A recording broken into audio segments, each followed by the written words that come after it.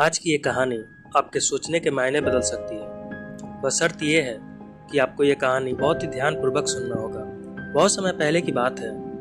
एक बहुत ही प्यारा गांव था जो कि एक बड़ी सी नदी के किनारे बसा हुआ था। उस गांव के अधिकतर लोगों का जीवन यापन उसी नदी के सहारे होता था। उसी गांव में दो मित्र रहते थे। एक का नाम था रमेश और दूसरे मित्र का नाम गणेश था। वो दोनों मित्र अनाथ थे और नदी के किनारे से शंख बीनकर उसे बाजार में बेच दिया करते।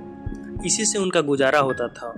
एक दिन दोनों मित्र शंख बटोरने के लिए नदी के किनारे जाते हैं। वहां जाते ही रमेश को एक बड़ा सा शंख मिल गया। उसने वह शंख गणेश को दिखाते हुए कहा कि ये देखो, मुझे बहुत बड़ा शंख मिला, इसे बेचकर मुझे बहुत सारे पैसे मिलेंगे। और उसने उस शंख को अपने थैले में रख लिया और पुनः अपने तलाश में लग गया।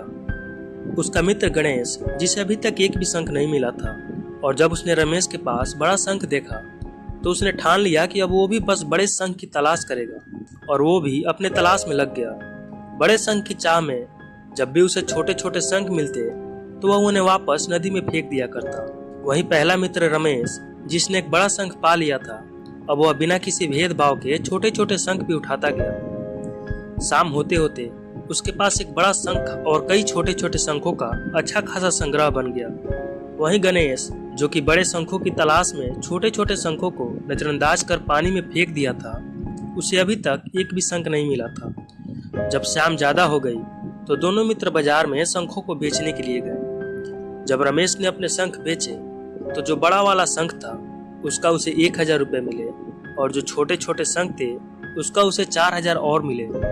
यह सब देखकर गणेश बहुत निराश हुआ। रमेश ने उससे कहा, अगर तुमने भी वो छोटे शंख भी इकट्ठा कर लिए होते तो तुम्हें भी अच्छे खासे पैसे मिल सकते थे। ये सब सुन और देखकर रमेश और ज्यादा निराश हो जाता है और अपनी गलती पर हाथ मलता रह जाता है। मोरल ऑफ दिस स्टोरी, इस कहानी का मकसद बहुत साफ है। हम अपनी जिंदगी में कुछ बड़ा करने के चक्कर में कई सारे छोटे छोटे मौके हाथ से गवा देते हैं। हम कई सारी बातें जिनको इग्नोर करते रहते हैं, और यही कई छोटी छोटी बातें आगे चलकर हमारे लिए एक बड़ी सी दीवार खड़ी कर देती है, जिसको उस समय पार कर पाना हमारे लिए बहुत ही मुश्किल हो जाता है, या फिर ये कहें असंभव हो जाता है।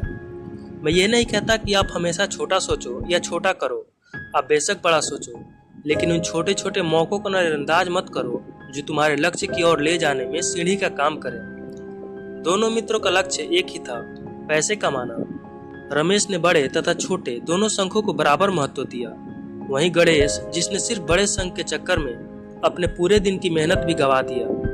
तो आप भी गणेश की तरह न बनकर रमेश की तरह बने और अपने लक्ष्य के लिए सीढ़ी जोड़ने का काम करें, न कि तोड़ने का।